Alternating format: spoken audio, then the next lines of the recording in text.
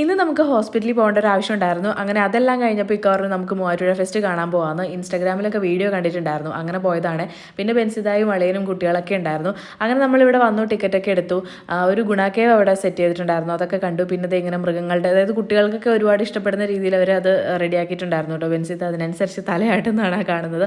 ഇത് നല്ലതായിരുന്നു കേട്ടോ, എനിക്ക് ഇഷ്ടപ്പെട്ടു ഈ ഒരു സെറ്റപ്പ്. പിന്നെ കുറേ സാധനങ്ങളൊക്കെ വിൽക്കാനുണ്ടായിരുന്നു, ഈ അച്ചാറുകൾ, അതുപോലെ എന്താ കുറേ ബുക്സൊക്കെ, പിന്നെ കുട്ടികൾക്ക് ടോയ്സൊക്കെ വിൽക്കാൻ. എന്തോ ഗെയിം കളിച്ചപ്പോൾ അതിൽ മറ്റേ ലൈറ്റർ കിട്ടി, അപ്പോൾ അതിൻ്റെ ഷോയാണ് കാണിച്ചത്.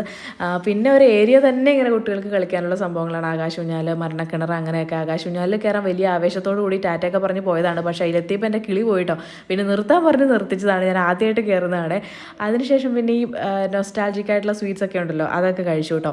പിന്നെ നമ്മൾ മരണക്കിണർ കാണാൻ പോയി. എനിക്ക് അവിടെ ഏറ്റവും ഇഷ്ടപ്പെട്ടത് അതാണ്. അത് അടിപൊളിയായിരുന്നു. അതും ഞാൻ ആദ്യമായിട്ട് എക്സ്പീരിയൻസ് ചെയ്യുന്നതായിരുന്നു. അടിപൊളിയായിരുന്നു കേട്ടോ. പിന്നെ കുറേ നേരം ഇവിടെ സ്പെൻഡ് ചെയ്തിട്ട് നമ്മൾ തിരിച്ചു തന്നു.